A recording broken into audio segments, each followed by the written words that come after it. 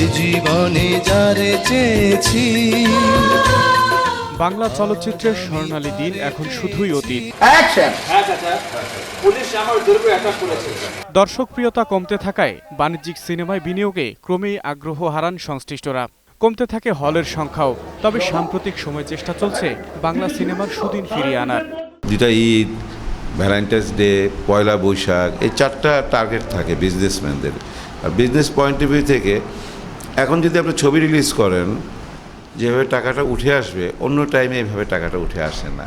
মূলধারার সিনেমা যেটা থেকে হাততালি দেওয়া যায়, শীষ মারা যায়, যেটা দেখে হাসা যায়, কান্না যায়, গালি দেওয়া যায় খারাপ হলে, এই আনন্দরূপ যে ছবিতে বেশি থাকবে ওইটাই চলবে। আর সেই সফলতার জন্য শুধুই সময়ের অপেক্ষা। 1 কোটি টাকা বাজেটের কোনো চলচ্চিত্র টাকা রিটার্ন আসে 30 লাখ টাকা অনলি। তো সেই ক্ষেত্রে যেখানে 1.5 কোটি 2 কোটি টাকা বাজেটের যে চলচ্চিত্রগুলো নির্মাণ হয়েছে সেগুলো আসলে ঈদ ছাড়া সেই টাকাগুলো উঠানো সম্ভব না।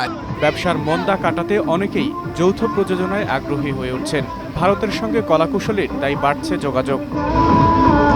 আকবর হোসেন সুমন, 21 টেলিভিশন, ঢাকা।